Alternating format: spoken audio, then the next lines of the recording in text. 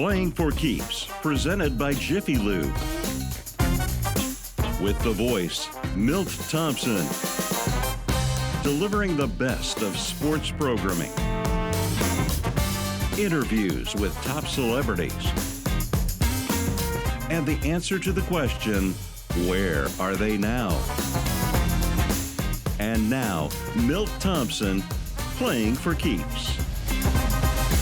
Good evening, everybody, and welcome to Playing for Keeps. I am your host, the voice, Milt Thompson, right here on WHMB Channel 40.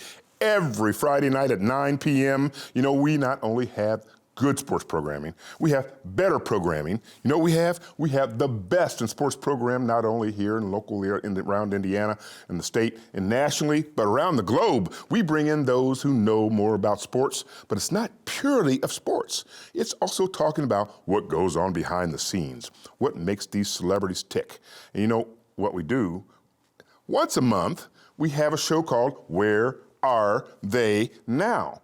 Well, I'm going to tell you, the next month coming up, it's a full month of Where Are They Now? Because these are the tip-top celebrities that we've had. We've all come back around, and I give everybody a nickname when they come on this show. We called Clark Kellogg the vernacular. We call we give them because he's always running his mouth, talking about something. You hear him, and his vocabulary is longer than mine, and that's hard to get. But we would always bring something to the table for you to understand.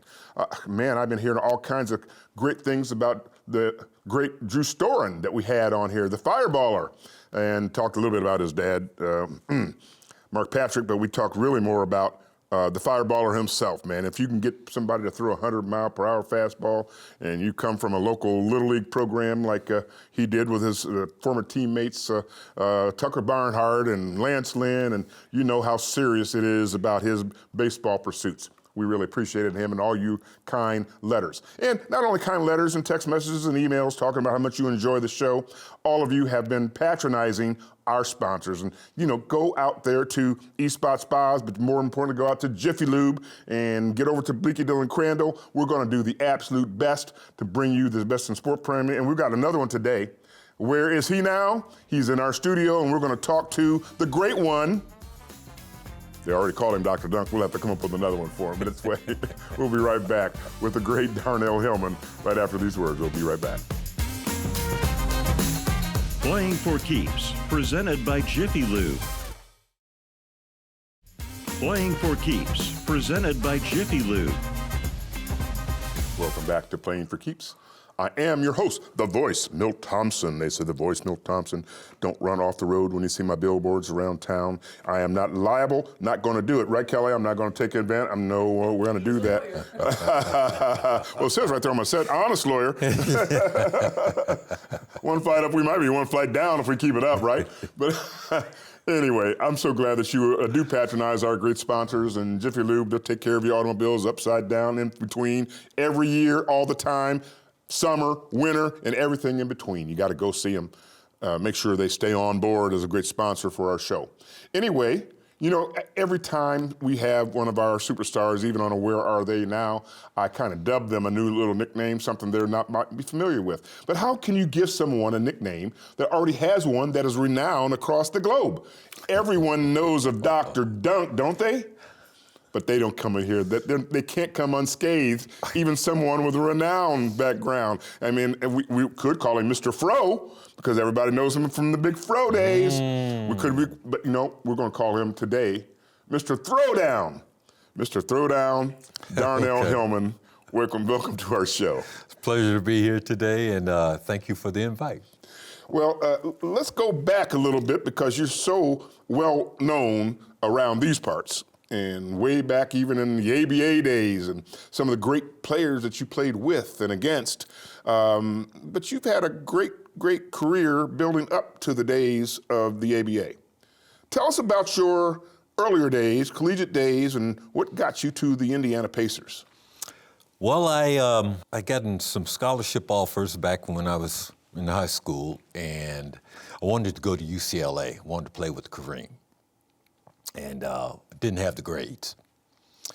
So after looking at the different offers that I had, I chose San Jose State.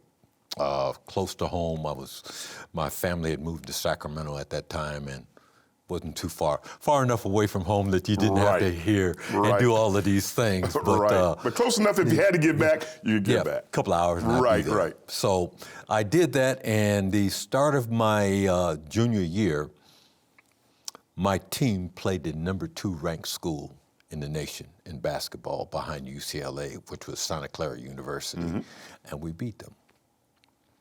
And on that team were twins on the Santa Clara team, and their father was head of the California Draft Board and said, my sons aren't going to play against him anymore.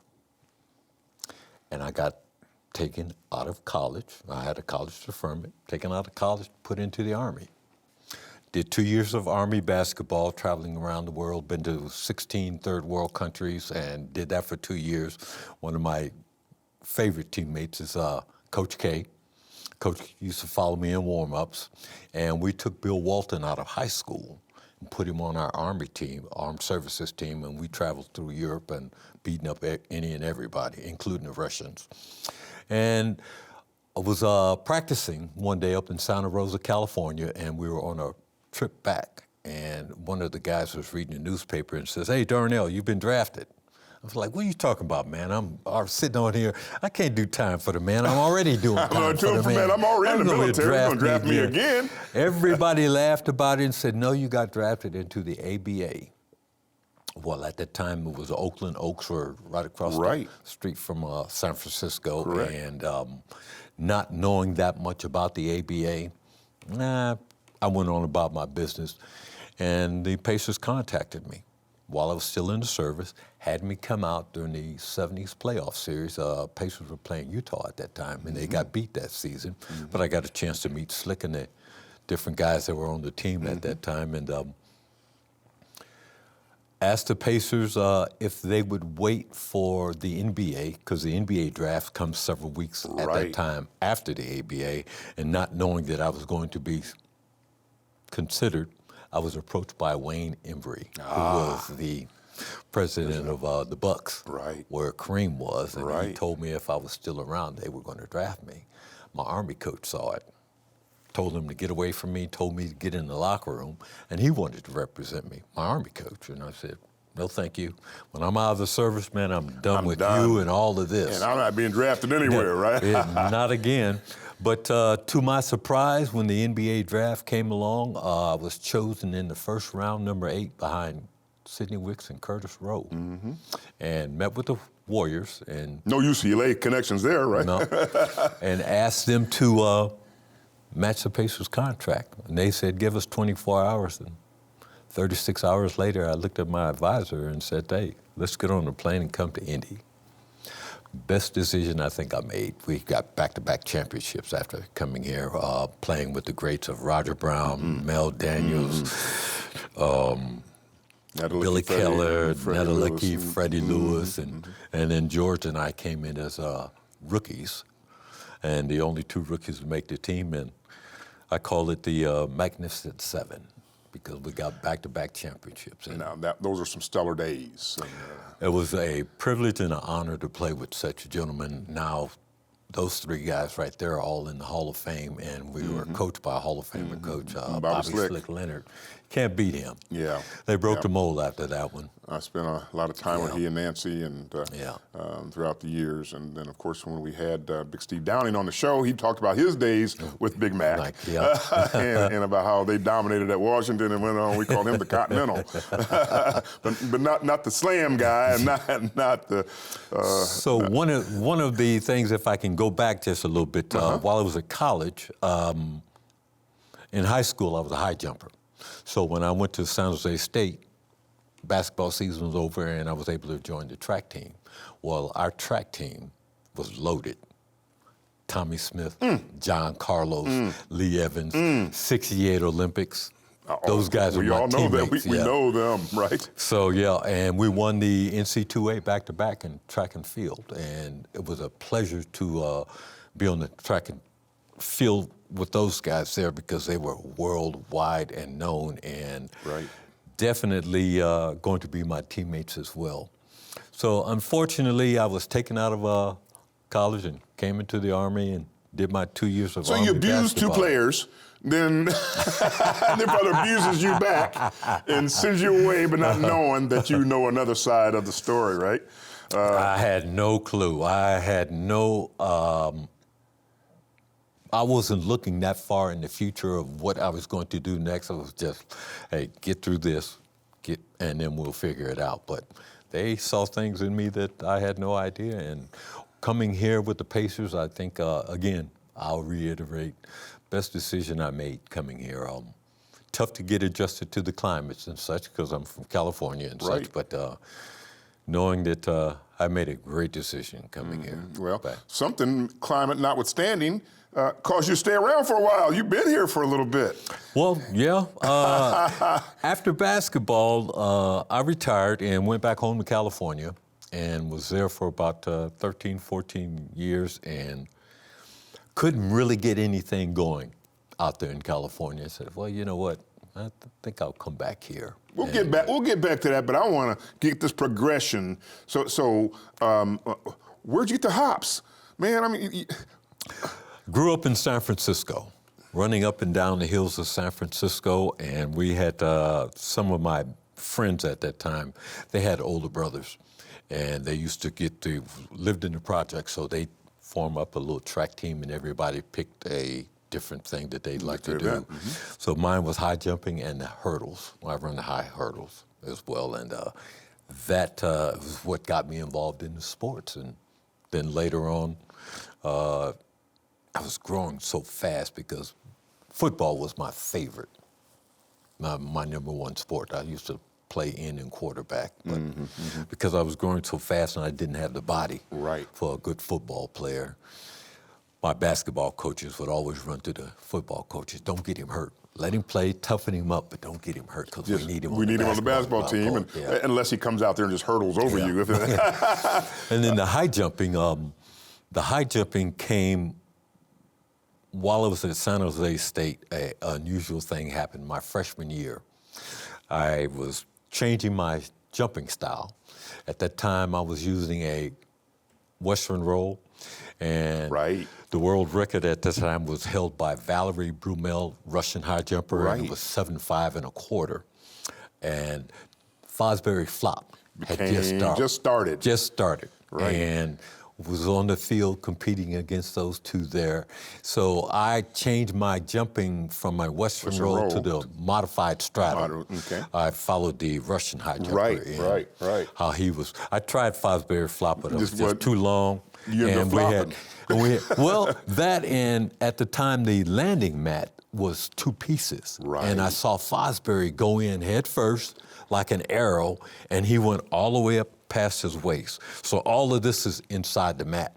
We had to pull the mat apart to get him out of there. Just to get him out of there. This is not the style for me. I'd rather go back to the modified or the Western roll if I got to do that. And that's what I did. I went back to the modified straddle and I cleared 7 feet. And that becomes the way for him to build his hops as well as lead into a future being a Dr. Dunk or a Mr. Slam Man. All those things were an incredible part of Darnell Hillman. We'll be right back after these short words, and we'll visit with him a little bit more. We'll be right back. Playing for Keeps, presented by Jiffy Lube. Playing for Keeps, presented by Jiffy Lube.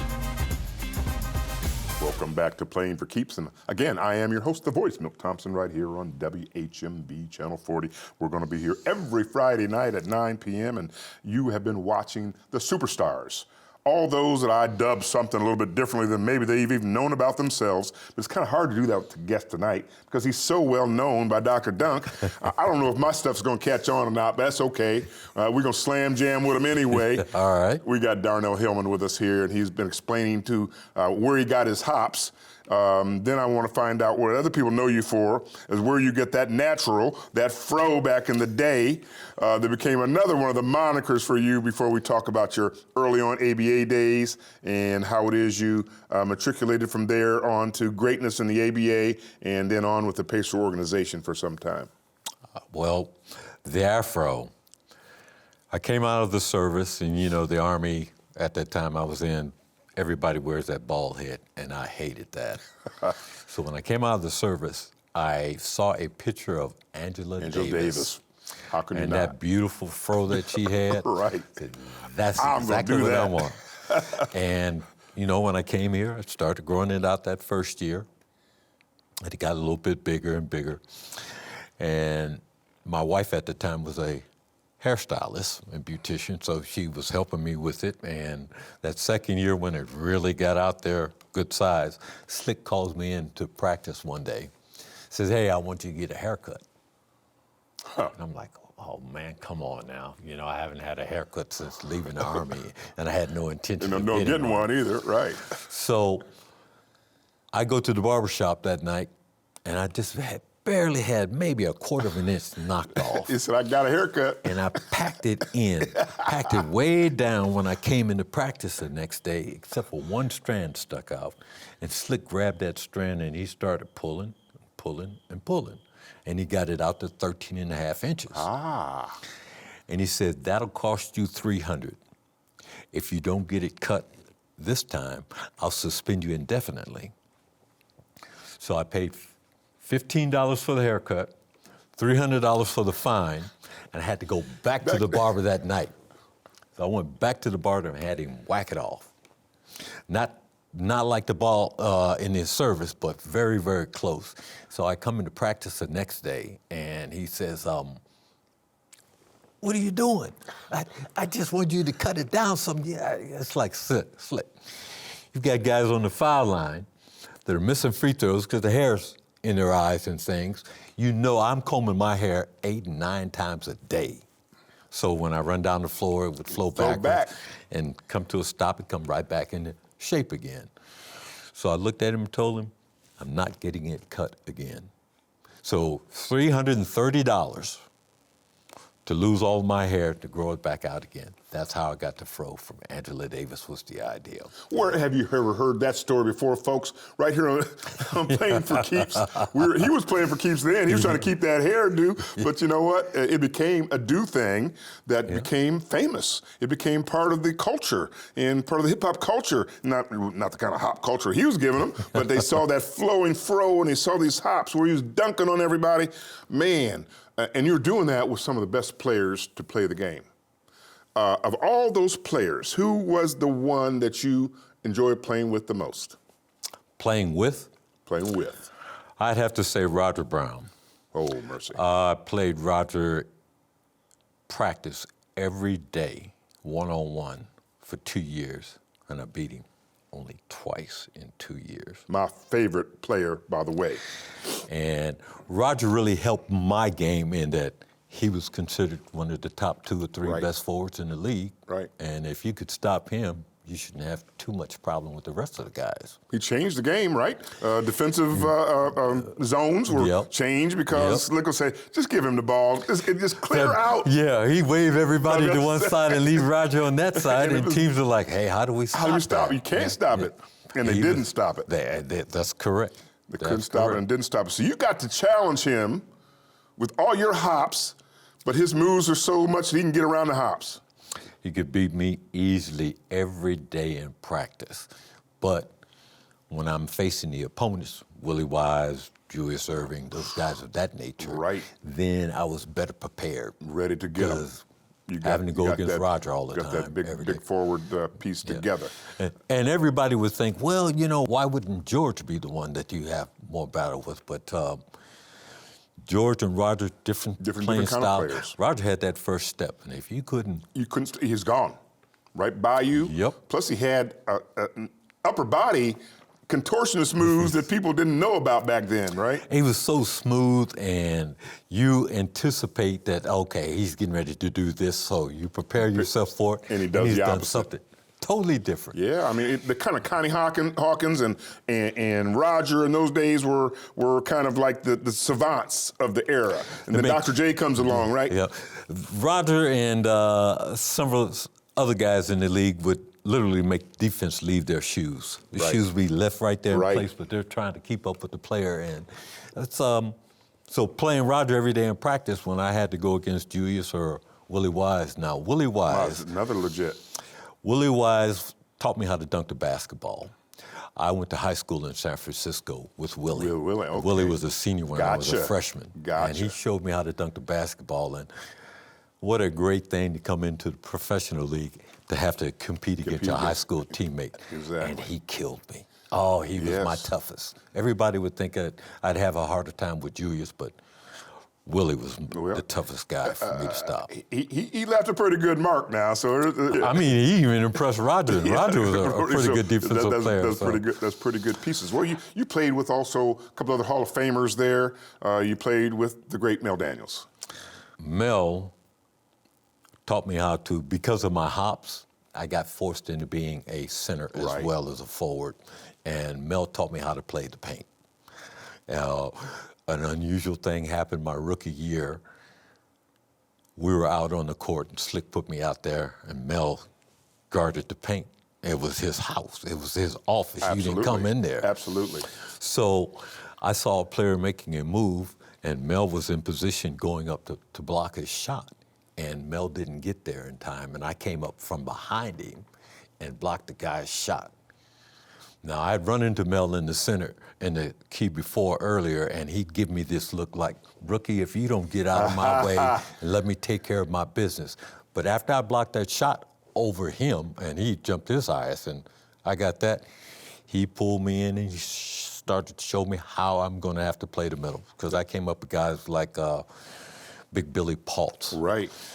Artis Gilmore. Yes. And these guys outweighed me by 40 or 60 pounds. Huge so man, but you had the sky over him, right? I had this guy over me, but I had to play finesse because those guys like to put the body on me. And if a guy got his body on me, then he stopped me from being able to jump. Well, Mel had probably, of the top three big hands, of anybody I ever shaken hands with, Mel was definitely in that top three, along with Larry Zonka and Johnny Bench. I just got to say that. I mean, I said, okay, can you let go of my hand now?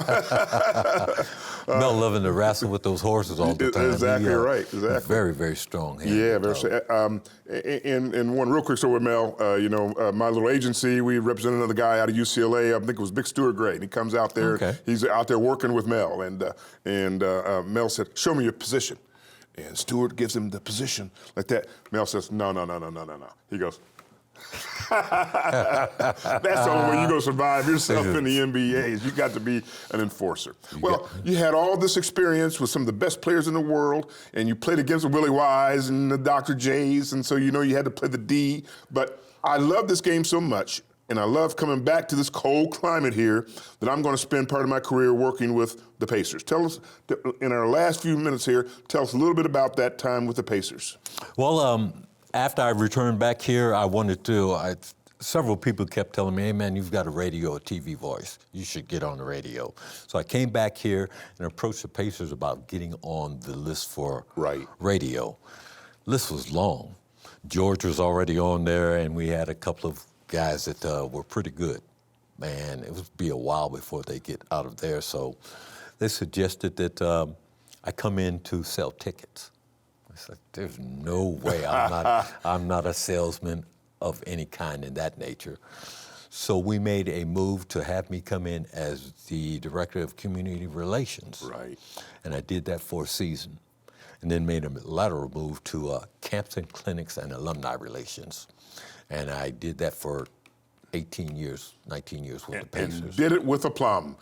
Make sure that young people understand the true values of teammates and of the fair play. Yeah. And nobody could do that quite like our guest this evening here, Dr. Dunk, the Slam Man. Thank you for saying that.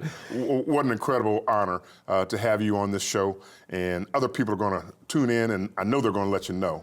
And we're going to come back this time next week for another fantastic version of Playing for Keeps. You come right back here every Friday night on WHMB Channel 40. I am the host of The Voice, Milt Thompson.